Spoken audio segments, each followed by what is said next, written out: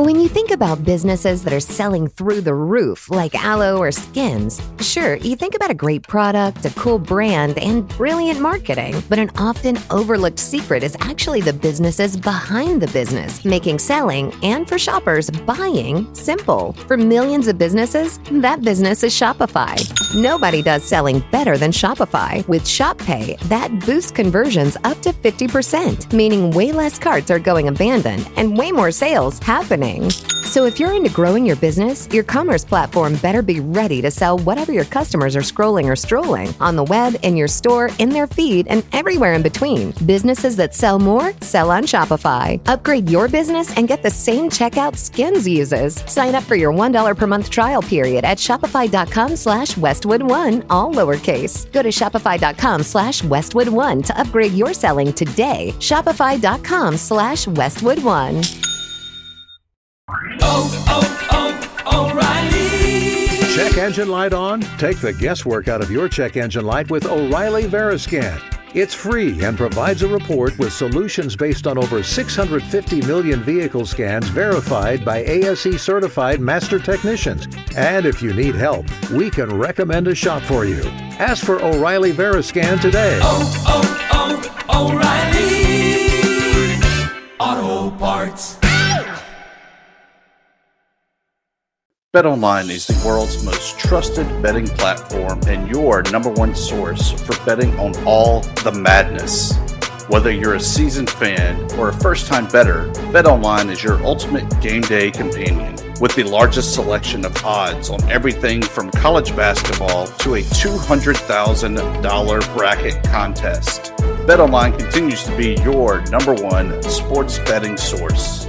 From every Cinderella story to every hat trick, BetOnline has you covered with odds, stats, and more for every game, every play, and every win. BetOnline, the game starts here. Doesn't matter if you're an Indian or if you're a Warhawk. The ULM mention is the greatest. You'd hope for the best as a ULM fan, but this is the Bleav in the Warhawks podcast with hosts Dusty Thibodeau and Chase Regent. Chase, you always have such great insight. Thibs is going to bleep it all. What are these guys always talking about? We talk a lot about food on this podcast, and I'm going to continue to do so. Really, really appreciative of the people and the community and the way that they've backed us up. Nailed the introduction, by the way. Awesome. Thanks, I love Fish. it. Chase, this past week, there was a big meeting in Fant Ewing Coliseum on the floor. I wasn't able to be there. You weren't able to be there. Did you watch it at least?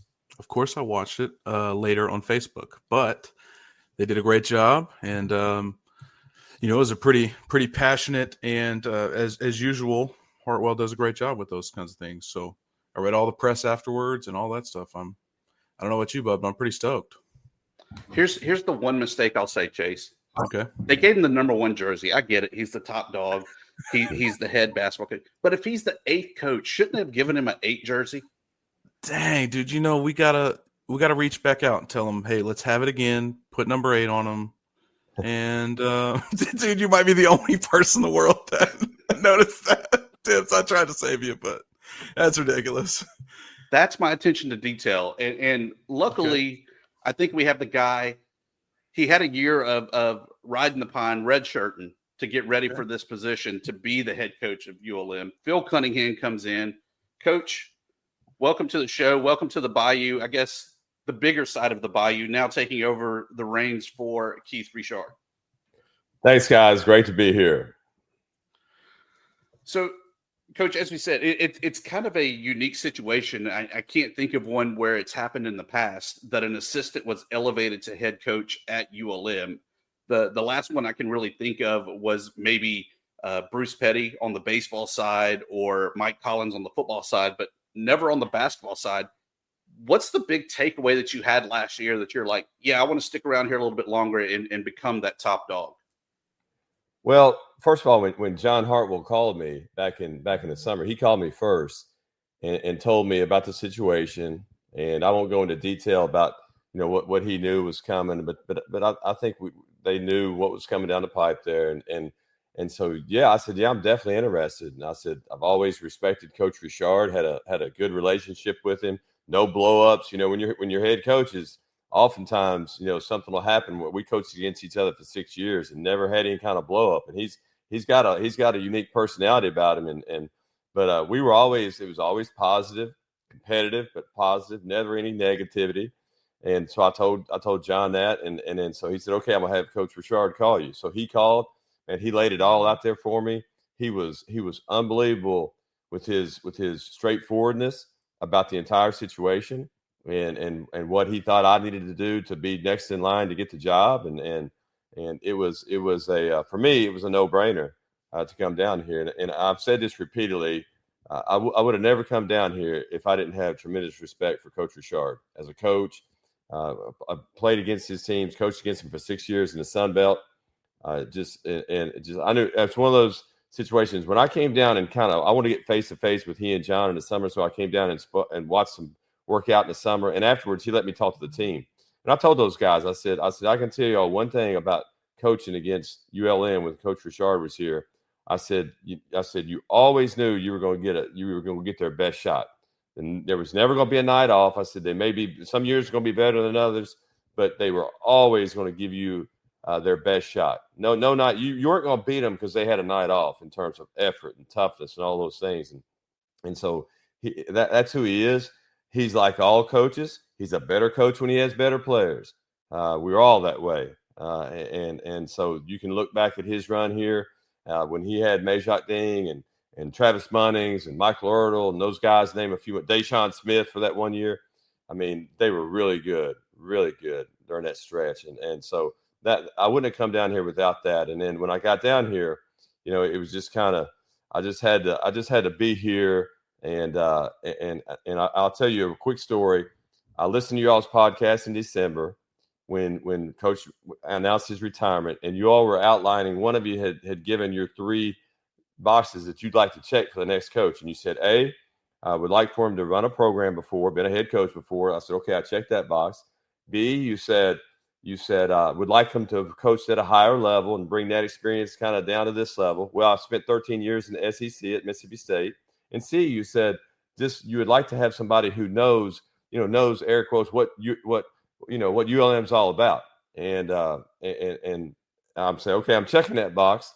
And so now, after being here since August, I really know what you're talking about with that. And that's probably the most important box to check. But it wasn't a guarantee when I come down here to get the job, not at all. But it worked out. It worked out great, and I'm thrilled to be here. Chase, it was a Christmas miracle that we had one listener back in December. Apparently. Isn't that great? And it was the future head coach of the ULM Warhawk basketball team. That pumps me up, Coach. I'm glad we didn't say anything stupid. We have definitely said some very dumb things on this podcast, but thankfully not much about basketball. Mainly just how nobody watches baseball. Hey, I want to point out, you call Coach Richard's coaching style unique, or his personality unique. And I think that's hilarious because we've asked people, hey, how much have you heard Coach Richard cussing on the sidelines? They always say no, not at all. But we know he's a pump coach. But where do you start? Kind of like, he coached for so long, right? He kind of did things his way, and you got to come in and change that. And obviously we know you've got some great experience behind you and really excited for what you bring to the table for this team. But where do you start? Do you start in recruitment? Do you start with, approaching facilities and fundraising? Kind of like, what's your goal in the beginning, your short-term goals? Well, I'll give you a little a story that helps with that. And I love quizzing players, quizzing young coaches. I think when you quiz them, you get them thinking, and I love to hear their answers. And so we have a couple of young guys on our staff, and I was talking to them about a month ago as this thing was moving toward, hopefully this outcome. And I said, you guys, give me 3 things. If you got this job tomorrow, give me 3 things you would do immediately to impact winning. And I won't go into the whole story, but the Coliseum's an old facility, right? Once you walk into the playing area, it's terrific. They do a terrific job. Courtside seating's great. Completely agree. Looks great. All my friends back in Kentucky, my family, they tell me when they watch the games on ESPN Plus, it's a terrific look. Okay, so but once you get outside when you go back in the coffers and back where the locker rooms and the offices are, it's not the same story. The locker rooms are nice, but the offices the offices are kind of need some work. But so one of the guys said, Coach, the first thing I would do is come in here and renovate this office. We got to change, I'd redo the office. And so I let him do this. But at the end of that, I said, okay. I said, let me tell you something. Renovating this office has nothing to do with winning and losing. Might make us feel better when we walk in here every day. Has zero to do with winning and losing. I said, we'll never bring a recruit in here. We'll keep walking down the hallway. We'll meet somewhere else. Has zero to do with winning and losing. So to answer your question, now directly to answer your question, number one is recruiting. Absolutely recruiting. Number two is staff construction. So it's roster construction, staff construction. Everything else at this point is secondary. Love that. So, I think it's an important part of kind of getting in there and building those guys around you that, you want to build your culture. I kind of, every coach has a bunch of coachism, as I like to say. But what are your values? What do you want? I read a little bit about you this week, and it talked about how, you take importance of off the field or off the court. I'm so sorry, football player, off the court issues just as much as on the court. And so, like, when you're leading these young men, what kind of values do you hold close to your heart?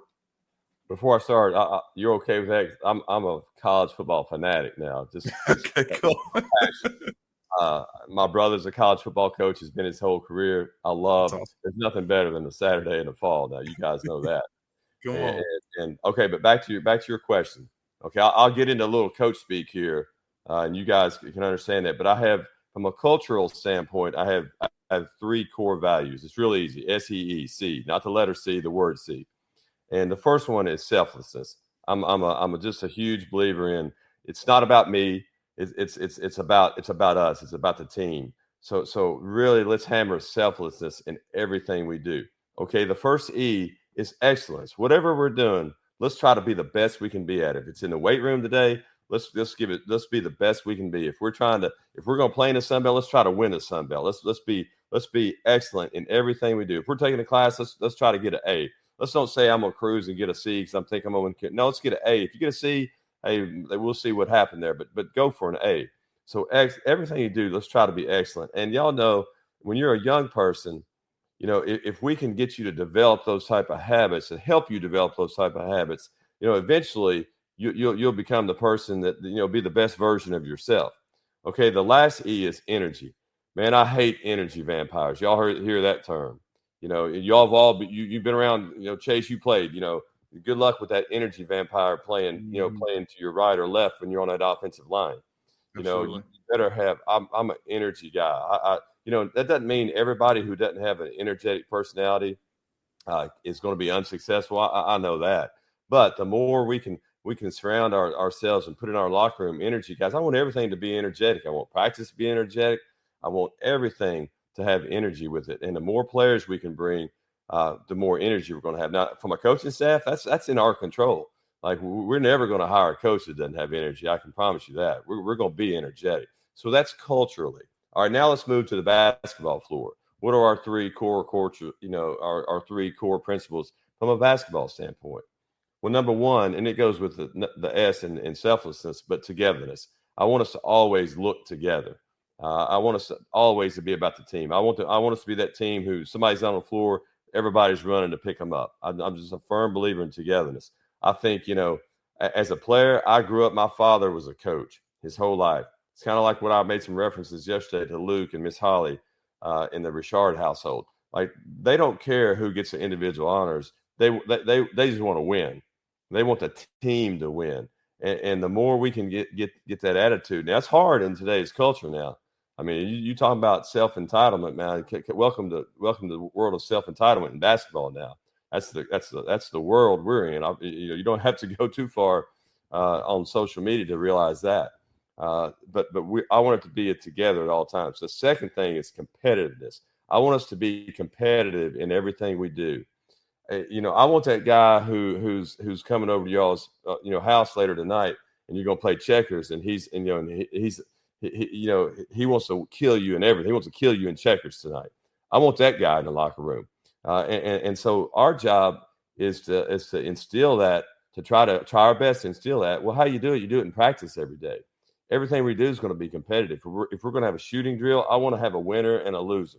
If we're going to do a ball handling drill, somebody's going to win the drill.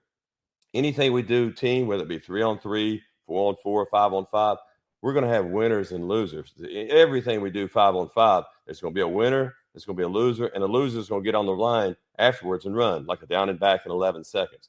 You'd like to get guys who are naturally competitive, not always like that. Some are more competitive than others, but we're going to create an environment where competitiveness is everything. And the last thing is I want us to be skilled on both ends of the floor, meaning offensively, regardless of how you're playing, your roster will dictate, what you do from a scheme standpoint, strategy standpoint. But I want us to know how to play. It's a term I'll use a lot, know how to play. I want us to know how to space without the ball. I want us to know how to move the ball, make the extra pass, when to cut. Cutting is so important in basketball now, knowing when to cut. I want high IQ guys. And everybody's not going to be a high IQ when they get there, but we can help with that.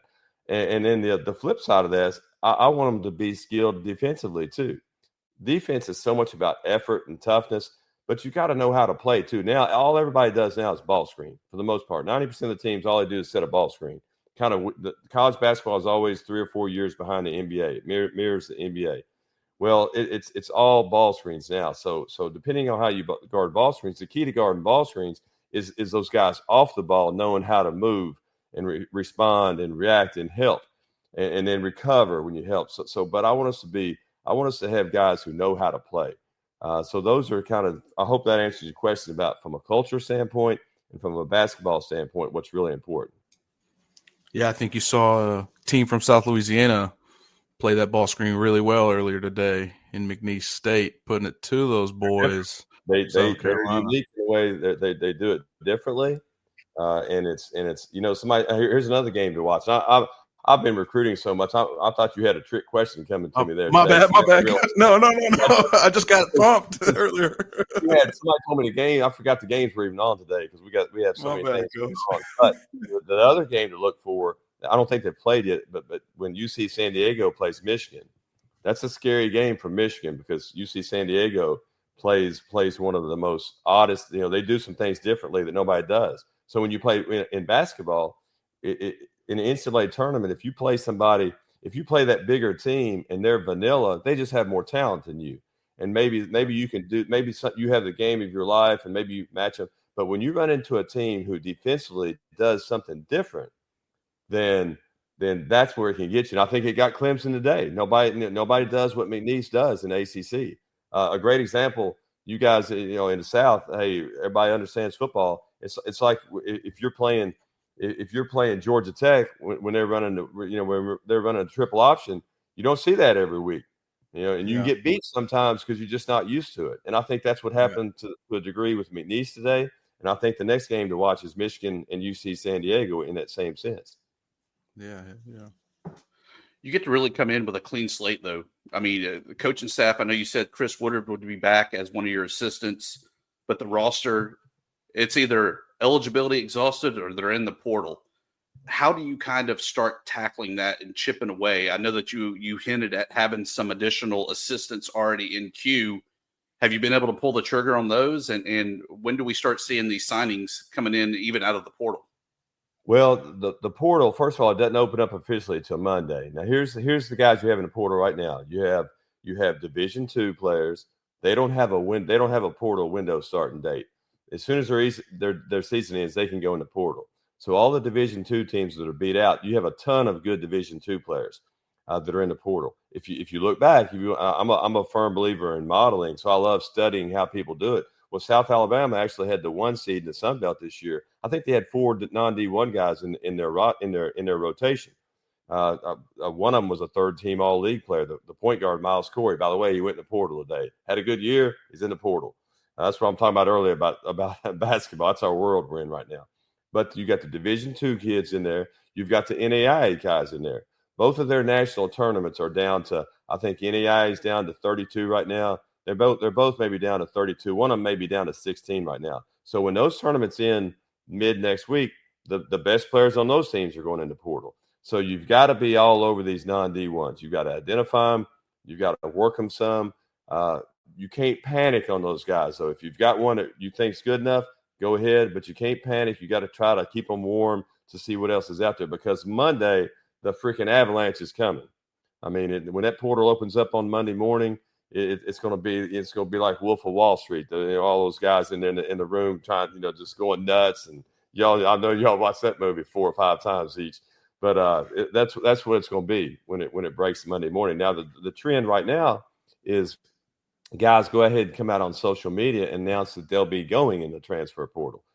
We will be represented by Chase Riggs, and that's how they do it. They let you know who their agent is. Well, you go ahead and contact their agent. Then you have another set of in the portal right now is if you dismiss your coach or your coach retires, those guys can go into portal immediately. And so those are the guys in. But Monday is when it really starts. So to answer your question about when do those portal guys start signing, it'll be interesting to see. We've got to figure out the lay of the land on the portal. We've got to figure out the market on the portal. You all know what I mean right there. We've got to figure that out. As you can imagine with NIL, and you'll probably have some questions on that later on. There's a lot of lying goes on with NIL. You got a lot of coaches lying. You got a lot of players lying. You got a lot of agents lying. You got to somehow find the truth where it is. It's in there in the middle somewhere. But to answer your question about when does it start in the portal, I don't think it'll start immediately. I think we have to, Thibs. I think there's 2 things we have to avoid, 2 extremes.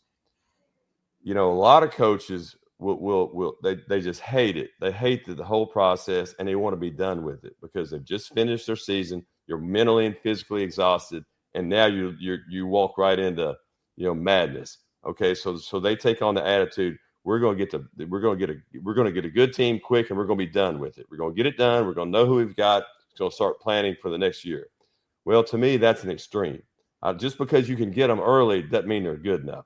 A lot of times at our level, if you can get them immediately, they're probably not good enough. Now, there may be some, if you have a special set of circumstances, maybe you have an in with somebody, maybe you really Bleav in who they are. Maybe it's a great need for your team. Yeah, go ahead and take them, but don't panic. The other extreme is a lot of people will say, well, don't rush, wait till the end. You'll get your best talent in the end. Well, I think that's an extreme you have to avoid too, because that's like, unless you're good and, unless you're a good high stakes gambler, like, go to Vegas but I don't want to roll dice like that either. I think it wouldn't be bad to get 1 or 2 early, 1 or 2 late, but I think that middle ground is where you really need to go get them. So now we'll have some, I think we'll have a decision or 2 very soon from the more traditional type recruits.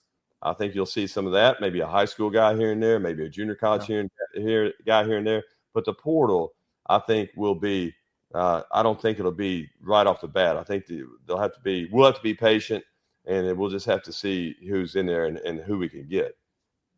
Isn't that crazy, Coach? We're in the world of you then had to learn. I know you've coached long enough where you had to learn how to sign high school guys and maybe get lucky with a transfer. And now, man, you got to figure it all back out with a portal. I couldn't imagine, and what rules change every year and all that stuff. I mean, it's a tough world to live in, dude. Hey, so I'll give you a great example of that right there. If you tell me if you guys, do you all remember Monte Ellis from Jackson, Mississippi? Yeah. He was a great NBA player. I recruited him for 4 years. He's from Jackson, Mississippi, less than 2 hours from Starkville. We knew how he was a great player from the day he walked into high school. So I would talk to his mom and to Monte. I was constantly every other night on the phone with him, going down to, I made so many trips to Lanier High School. I was in there. It felt like every week I was in there. And we got him. And we signed him in November of his senior year. And he was in the last class that could go to the NBA straight out of high school. And he did. We lost him. He went to the NBA. We could beat. It came down to us, Texas, and North Carolina. We beat those 2. Couldn't beat the NBA guys. Couldn't beat them. And so the very next year, that was the year. Had it been 1 year later, he had to go to college for 1 year. He would have been first team All-American, SEC Player of the Year. So I say that to say how much it's changed to now. It's still ultimately talking somebody into something, but man, that window has shrunk. I mean, there'll be 2-3 days decision sometimes. And here's what you all know: the giant, the elephant in the room in college basketball. They're all being recruited right now. Like, we got a kid on our team; he's being recruited by a team in our league. Right now they don't care. We're not going to do that. But some people don't care. and they'll say, "Oh, we're doing it through an agent," but my gut is they're doing it directly. So I mean, that's just the way it is. Yeah, Coach, I got an insider baseball question for you, and I've always wondered, with basketball, there's so many players, and in football, when you get recruited, right? When I was there, you would send off your tape, thankfully electronically, and you'd send off your tape, and the coach would watch your tape whenever they had the chance, and then, or you go to a camp type thing. But I've always wondered about how basketball. Do you recruit off of numbers? Do you recruit off of like statistics like that, like field goal percentage, stuff like that? Do you recruit off tape? How does that? How do you evaluate somebody you want to bring in? Chase, that's a great question, because when this portal opens, I'm gonna give you my it's a 3-step process for me. Okay, number one, I want to see the highlight video, and as you all know, the highlight video is always good. It's always, if it's not, then if your highlight videos, you definitely, somebody made a wrong highlight clip. You got a lot of issues if your highlight video is not good. Okay, sure. But here's what happens with the highlight video. You end up eliminating guys off the highlight video more. You're going to get excited. If he's good, you're going to be excited off that highlight video. But you'll eliminate guys, and here's what I mean by that. Like in the Sun Belt, man, when you better have a guard that can deal with quickness, and you better have a guard who can guard the ball, can guard a quick guard, and can get by people. And on that highlight video, sometimes you'll see it won't take 30 seconds to know, okay, that guard, he's not quick enough. And boom, you cut it off. But okay, if the highlight video, if he's athletic enough, if he's skilled enough, if it's a guard, can he shoot threes? If he's a big, can he move? Can he run? Can he be aggressive guarding ball screens? Okay, if they pass that test, my next step is I go to the stats. I want to see their stats. I want to see how many threes they made, what kind of percentage they made from a 3-point line, how many threes they set. Everything else is a little. I don't get caught up in the rest of the numbers. I don't get caught up in points per game, rebounds per game. I want to know, can they shoot the ball? And here's why, because in our scheme, and not just us, it's practically everybody now. The only position on the floor who we want to recruit that can't shoot is the center. You prefer the center to shoot, but he doesn't have to. We want our center, the biggest guy. We want him to be mobile, especially defensively. We want him to be aggressive in ball screens. That's the way he gets canceled if he can't move his feet. But if he doesn't shoot the three, that's okay. We live with that. But everybody else, 1 through 4, the point guard, the 2 guard, the small forward, the power forward, they need to be able to shoot the three. Okay, so if their stats, justify recruiting him, the third thing is we have what's called synergy. Have y'all heard that term, synergy, for basketball? Mm-hmm. Synergy. Oh, yeah. It's a website. We can pull up every game. I can go to Synergy right now. Pull up. I'm looking at. I have text. I can pull up Texas A&M, and I can go to their roster, and they will have. I can watch every offensive clip, every defensive clip rather that he's had all year. Okay, and then that's where you really, really get a feel for it. Now, here's where you got to be careful with Synergy. It's going to come from most recent game on down to the first game of the year. Well, if you click on that first game, and if he has a bad game, if his first game was a bad game, then man, you can get turned off by a kid quick. And you watch about 10 clips, and I'm in a panic. I'm impatient. Need to move on to the next kid. Now he's not good enough, and he may have just had a bad game that game. So you have to be patient. I think that's a huge thing. Once you get to the highlight video can be quick, the stats can be quick, but once you get to that synergy, you've got to lock in. And you've got to have some patience and watch enough games to have a good feel for them, and that's when you go from there. But for us, it's going to be a 3-step process. Yeah, I got to kind of experience that for my first time. My son was coaching at a NAIA program and going through Synergy, watching clips, and I was amazed at the granularity. You can watch international games, you can watch everything. It was crazy, the technology that's there. Back from my days of, as you said, Chase, mailing out VCR tapes and hoping, A, it was the right address, B, that it got there without being crushed, and C, that the coach was actually going to open it and watch it. Right, and that it was the right coach too, Exactly, and he didn't move on, and you just didn't know about it. That's a lot of money. I mean, it's a lot cheaper now. Yeah, Yeah, for sure. I still have a physical CD of my highlight tape. It said I was 6'5", 295. Coach, I was every bit of 6'3", 260 at the time, but it worked out. Yeah, there's a lot of that going on. So, Coach, you talk about kind of that profile of the recruiting. How many slots are we talking about seeing, and what does that mix look like? Are you a high school, a JUCO, or are you a portal guy? Well, we're going to be a mix of everything. I think at ULM we have to be. I really believe that. I think we can. What we want to do, because we're kind of starting over again. At best, I could see 4 guys coming back at best, and that could go to 2 to 3. I think we'll at least have 1 or 2. I'll tell you, a young man I really want to come back is AD. He's a you'll know who I'm talking about, AD, right? Number 34. I won't try to pronounce his last name. I need to get better at that. I just hear Mike Hammond say Diju. I don't know if that's right, but Mike's usually pretty good at it. So. He's probably smarter than all of us. So that's pretty good, Mike. But I love to get AD back because I think physically he's got the look. He can move. He can move his feet for a big guy. But here's what's happening. I know y'all keep up with all the NCAA lawsuits. But when they had the Vanderbilt quarterback deal. And they announced they just did a blanket waiver where everybody who played non-D1, junior college or NAIA, and you were in your final season of eligibility, you automatically got a year. Well, we assumed he had one, and I still think it's going to work out.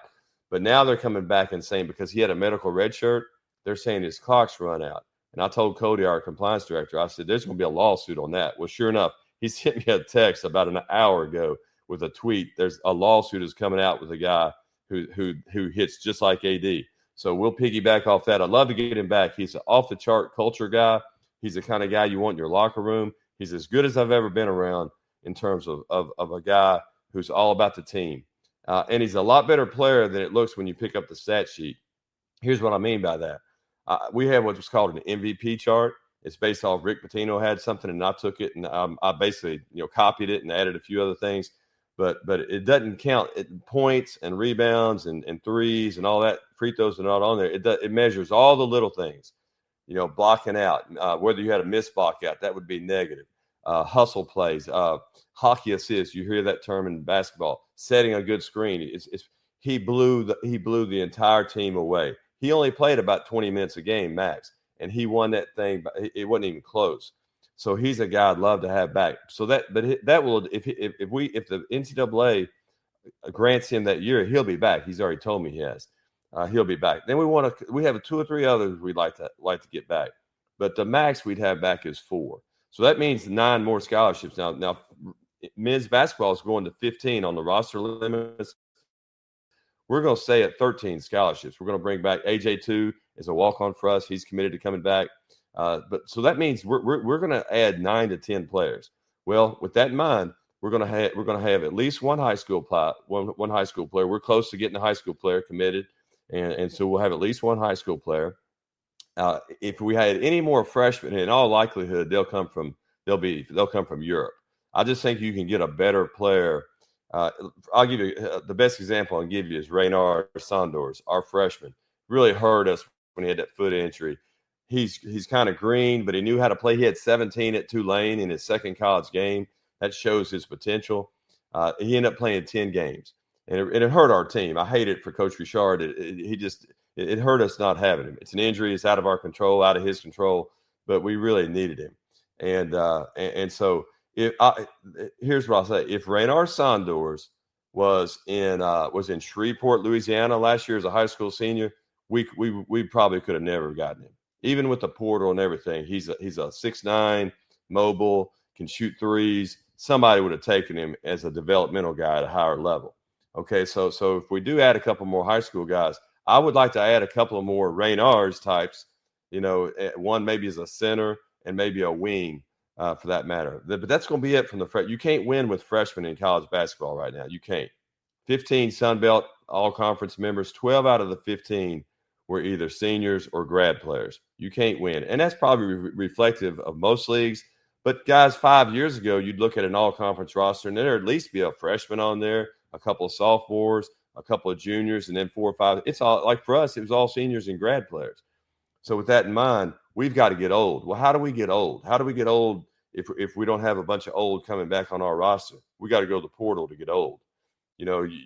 Even junior college players, guys, they're first of all, they've only been in college 2 years. They have no Division I experience. They're going to be a year older than high school guys, 2 years older, but they have no Division I experience. It's when you're a junior college transfer, it takes about 6 weeks to really get your blood flowing and be productive.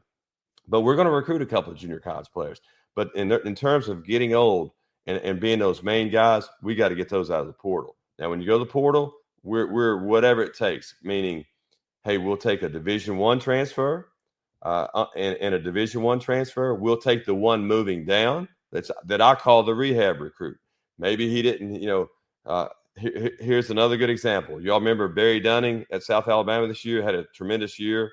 First team all year. He was a highly recruited guy out of high school, went to Arkansas, didn't play, transferred to UAB, didn't play, went to South Alabama, which was home for him, had a tremendous season, had 43 against Texas State down the stretch, first team all league. Well, guess what he did today?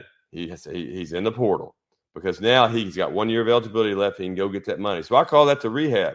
He came down a level, rehabbed his career, and now he's going back up.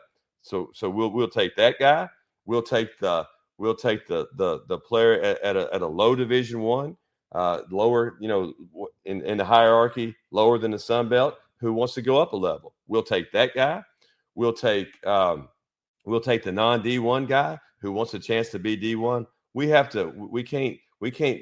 can't box ourselves in and say we're not going to take that type of guy. We'll take whatever it takes, and they're everywhere. You see, like I say, look at South Alabama, how they did it. You can take the non-D1. You can take the Barry Dunning, the Division I transfer. You just have to be aggressive. You have to be diverse. But we've got to be with those. We've got to get an inside guy and an outside guy that are older, and that's going to come through the portal. I love that you're not shying away from the 1 year idea, right? I mean, we talked about it. Thibs and I have talked about it linked with Ahmad Hardy this year in football, with UL in football. It's kind of like the name of the game, and embracing that I think is an important part of kind of, accepting your future, I guess, to a point. Coach, I've got to tell you, my wife made me promise this. Okay, we're huge ULM basketball fans. We would sit courtside every game we could before your tenure here, and she said that I had to tell you that she really liked Jalen Bolden. Okay, and I'm not asking you to comment on that. I'm just telling you that that's what she asked me to tell you. So, Natalie, you're welcome. It the hair, Chase? It is absolutely the hair. I think she, not to rat my wife out, but I think she finds him attractive. She's 30 and an old lady. My father was a college basketball coach his whole life. He's not with us anymore. But my mother, her favorite player is Jalen Bolden. So there's something about Jalen. I think he played so hard. He's tough. But maybe I don't know what else there is to it, but that's her. I hear that all the time. What's my favorite player going to do? So we won't man. We don't got to go down any of those paths. I made a promise that I'd tell you. Yeah, I think there's going to be a couple of women that are disappointed on that one. Good luck to Jalen and whatever he does. Right. For sure. So, Coach, I feel like the sporting world has really been the tale of two ages, the pre-COVID and the post-COVID. Pre-COVID, ULM was not a bad program. Quarterfinals of the Sun Belt Conference, second round of the CIT. Since COVID, it's been 7 wins, 13 wins, 11, 7. What are the expectations for next year, and how quickly do you think that you can kind of right the ship? And I know that's a very loaded question, knowing, well, hey, if we get a bunch of 5 stars that need to rehab next year, the sky's the limit. If we're like getting the half-star guys, it might take a little bit longer to kind of build it back up. So I get that it's a loaded, but what's kind of your vision on that? Okay, first of all, Thibs, let's go backwards a little bit there. Let's give credit where credit was due. On those teams you were talking about pre-COVID, give credit to Ryan Cross. Without a doubt. And Coach Richard would agree with that 100%. Give credit to Ryan Cross. He's a tremendous recruiter. He knew how to, the term that we always use in my world, that's the Rick Stansbury world, is we use, hey, he could dig them out. He could dig them out when nobody knew where they were, and he was real good at it. And that goes back to what we talked about. The better players you had, the better coach you were. Coach Richard was a lot better coach when he had those guys, right? That's just, and he knows that. That's just the truth. That's how it's made. Since Ryan left, I don't think, obviously the talent level has dropped off. And I made a comment with Mike Hammond when I did the radio after the game when Coach Richard in Pensacola had to do the press conference. I said, man, I would have, back to your coach's unique personality. I said, I would have loved to have been around Coach when he's winning. I said, like me as a young assistant, put me and Ryan Cross together, recruiting and Keith Richard coaching the team. I said, two things. We would have won. And number two, man, that guy would have been fun to be around, really winning big with his personality. So I got off course there a little bit, but back to your question, is how quick it is. And I said this in a press conference. One thing is as a coaching staff, you cannot have a we're gonna build it mentality. You have to. Your mentality has to be we're gonna win immediately. You just have to. That's an opinion, but I think you have to. When I went to Troy, the previous coach before me, Don Maestri, had been there 32 years, and Troy is right on top of the Panhandle conferences, which is the best junior college conference in the country. And they recruited all junior college players. And the chancellor, he wanted to change. He said, we want to watch a player go from his freshman year to his senior year. The fans want that. We want to recruit differently. I said, okay. Well, you all been around the Sun Belt long enough. Good luck with playing freshman and sophomore in the Sun Belt. And it took us. We struggled. It was just we were getting there. We were close, but we just weren't old enough. We had Wesley Person, who was a Sun Belt freshman of the year. We had Jordan Bernardo the next year, who was a Sun Belt runner-up for freshman of the year. But by year 4, Wesley was a junior, Bernardo was a sophomore, and that's when we had a heck of a team and won the Sun Belt tournament and went to the NCAA. Well, those days are over. The 4-year process is absolutely over. It's about a 2 or 3 year process, and then somebody else try it. That's the way it is now in basketball. It's just the reality of it. And so our mentality has to be win immediately, because here's what happens. Look at the best teams. It's going to happen as soon as Troy and Arkansas State, as soon as they lose out in their tournaments. Look out for those guys going in the portal. Look what's happened to South Alabama. They lost 2 today that were coming back. Had they come back, they're the preseason favorites to win the league. So I look around at Georgia State's been decimated by the portal this week. Coastal Carolina decimated. That's just going to be the norm at this level. If you have good players and they have eligibility left, they're going to test the market and try to go up. Now, do you try to keep them? Do you try to get them to come back? So I say all that to say it's like everybody's starting over again. If you can keep 2 or 3 guys, the good players in particular, whether you keep them through NIL, whether you keep them through relationships, whether they're close to a degree and don't want to leave, if you can have some continuity, I think that helps. But for the most part, it's starting over every year. It's year to year. So with that in mind, why can't we be as good as anybody in the league this year? Now, do we have some challenges to overcome at ULM? Yeah, y'all know that. Y'all know that answer. I mean, that's every sport. Every coach, you could bring every coach at ULM on here, and we're all dealing with the same things. But that can't be an excuse. Can't be an excuse. It can't be a roadblock. We got to blow through that roadblock and try to be as good as we can immediately. Because here's what happens. Here's what happens in the portal era too. In order to be good that second year, you have to show that prospect who you're trying to get in year 2. You have to show him something in year 1 to make him want to come there in year 2.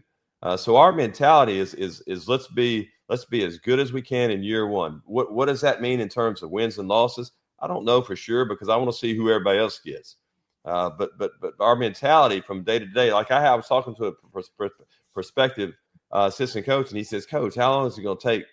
2 or 3, or is it going to take? What's your vision? 2 or 3 years to get it? I'm like, no, man. My vision is let's be as good as we can next year. Till Monday, man. Yeah, let's be as good as we can immediately. I mean, we're just like everybody else, and so everybody's not going to win. We know it doesn't work like that. The Sun Belt right now for basketball, for football, it's great because there's so many bowl tie-ins for football, right? You get to 6 wins, man. You go to a bowl game.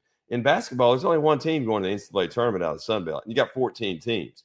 It's spread out everywhere. So everybody's trying to do the same thing. And from a winning and losing standpoint, how do you define success?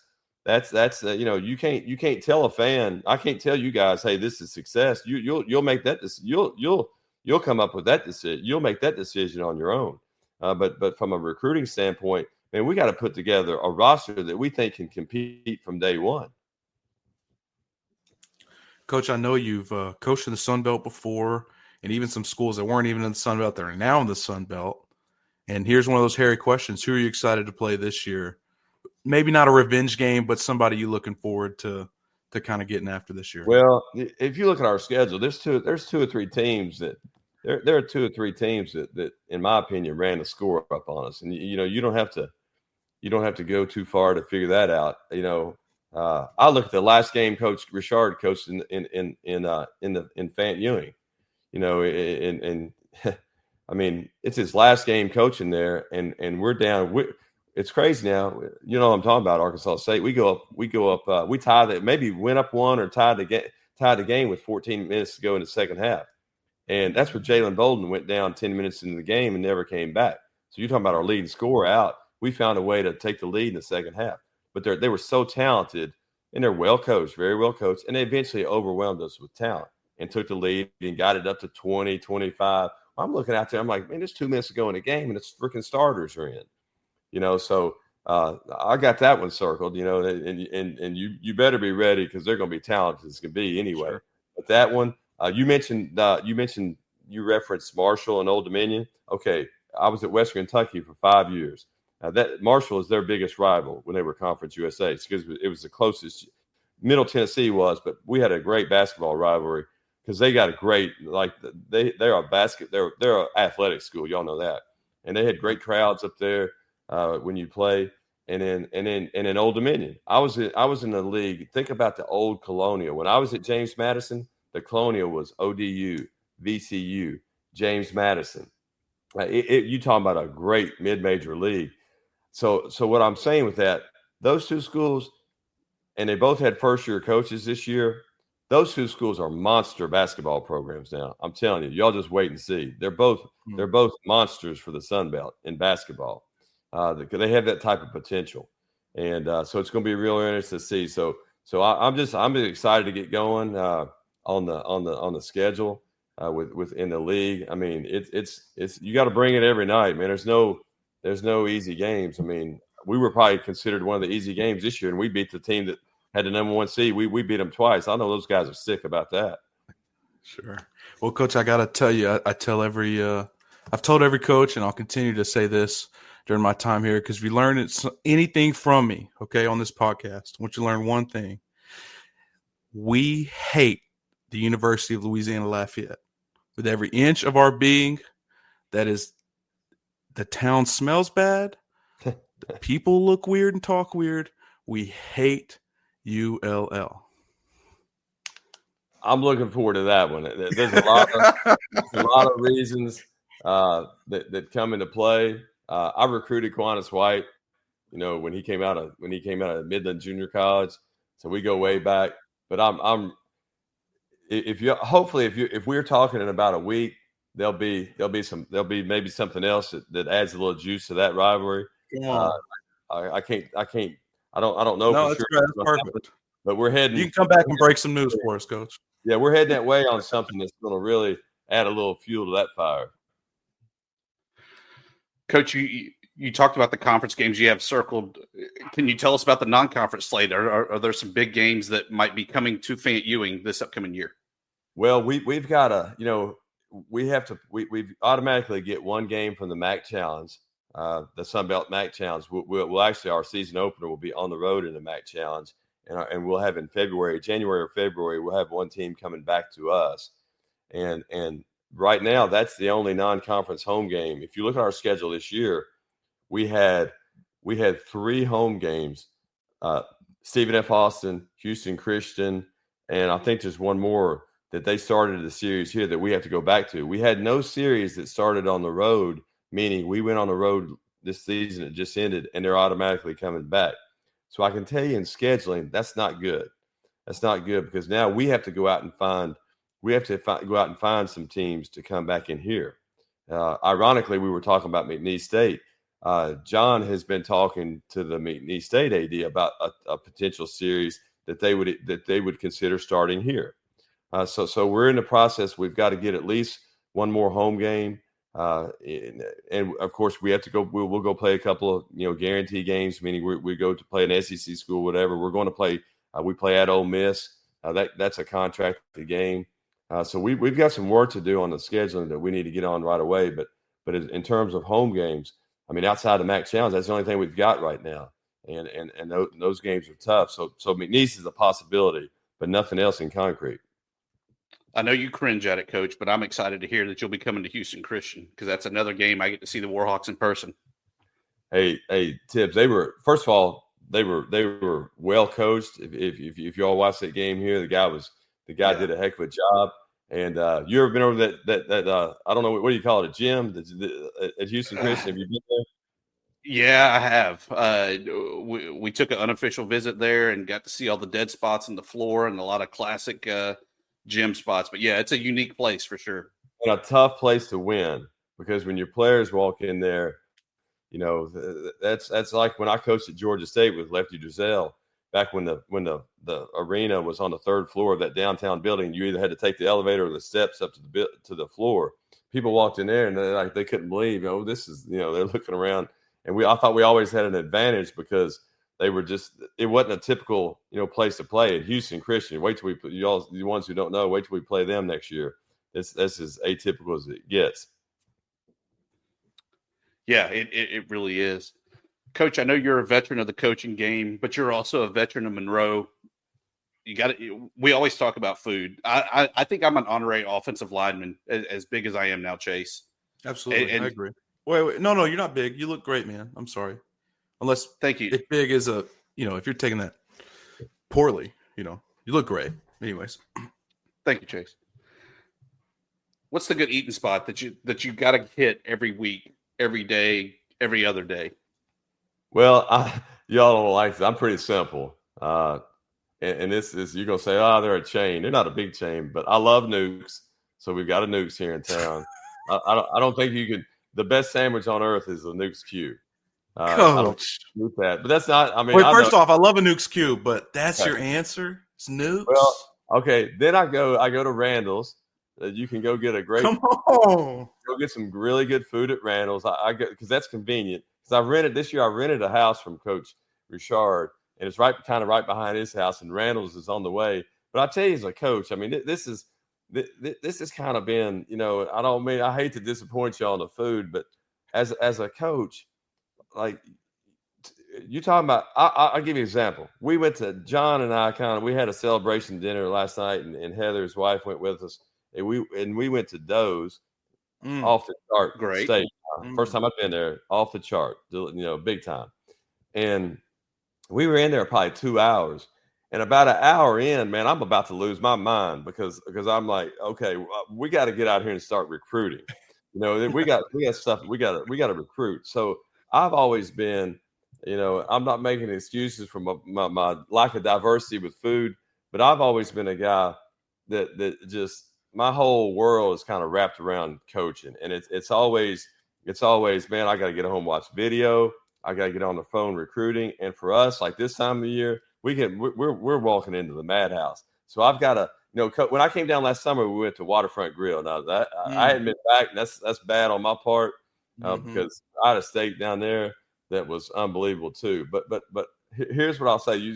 So y'all seen, I had a bad answer for that, but I'll look in Monroe, and here, my whole life, all I've done is recruit. I've been a recruiter, head coach, assistant coach. It's all about recruiting. So I always judge a college town, about your ability to get players by the restaurants. How many restaurants? Now, are there nice restaurants? Is it just chain restaurants? And Monroe, man, I mean, how many nice independent restaurants are in Monroe that they're going to cost you some money when you go sit down to eat? Absolutely. Well, what does that? Paris, good luck. Yeah. Hey, what does that mean to me? Well, to me, my mind's always about recruiting. That means there's money. That means there's money in this community. That means there's commerce in this community. That means there's business, there's potential donors, and the way I see that is okay. That's obviously that's potential donors for raising money for the athletic department, for NIL. But it also means, there's a lot of people. Those people aren't going to they're not going to open a Doze in Monroe, Louisiana if they didn't crunch the numbers and said, hey, there's going to be enough people come here and eat at night. I don't care how good that steak is. If it's in a town with 10,000 people, they're not going to stay alive. And so that tells me there's numbers, which to me leads to, okay, how do we get butts in the seats at Fant Ewing? Well, we got to go to them. We got to get out in this community. But if there's, how many restaurants can you all name that you can walk in there and when you walk out, you just lost about $100? I mean, there's several of those, right? Again, to me, that means there's a lot of people in Monroe, and that means there's potential to go out there and get fans back in Fant Ewing. Love that. Well, I'm not going to let you escape from this completely. You have to go on your way. If you're on the north side, then, okay, I'm going to give you a tip. I've given this tip before, and anybody listening, this is the best Monroe tip I can give you. On your way, there's Daily Press. They're not sponsored yet, Chase. No free ads. But it's Daily Press, Coach. You go in there, you get you a burrito, okay? And now, hey, don't knock it till you try it. Get you a burrito, get you an energy drink, and you have a great day. Two salsa packets, 2 picantes, and you just have a good day. Oh, I can imagine about 6 hours later what that was like. Daily Press. Daily Press. Daily Press. Okay. The sugar crash is strong. Uh-huh. Well, Coach, we can't thank you enough for taking time out of your busy schedule to talk to us two knuckleheads as we get ready to see the rebirth of the Warhawks, seeing the P40 coming out of the nosedive. We're flying again, Chase. Yeah. Love it. Thank you for having me, guys. And I want you to know this, man. I mean, I'm open anytime. I think part of my job right now is to get out there as much as possible with the media, to go speak to civic organizations. We have to take the fight and to the community. Not a fight, but we have to have a fighter's mentality and aggressiveness about trying to drum up interest in ULM basketball. The numbers are there. The people are out there. What are you going to do on a Thursday night in Monroe in January and February? Where are you going to take your family? If you want to get your family out, if you have a young family, where are you going to go for entertainment? Well, we need to become an option for that. And for us to do so, we've got to go out and engage the community. So I say all that to tell you, man, anytime you want me to come on and talk about it, hey, let's do it. I'm open to do everything because we got to get the word out there. Be careful what you ask for, Coach. Hey, I want to say that, you're exactly right. I mean, I've gone to my wife. That was my wife and I saying we go to basketball games, and we've seen the production value of the whole thing from operations to Corey Crow's always been fantastic. But you've seen, get a lot better. And I really want to encourage people that if you haven't gone to a game, go to a game, man. They're a lot of fun. They're really a blast. I'm excited, Coach. I want to say thanks again for taking the time out tonight, but I'm excited for the product you have on the court, and just know that we'll be supporting you, man. Appreciate it, guys. Really do. Chase, we'll do it again on Sunday. See you next week.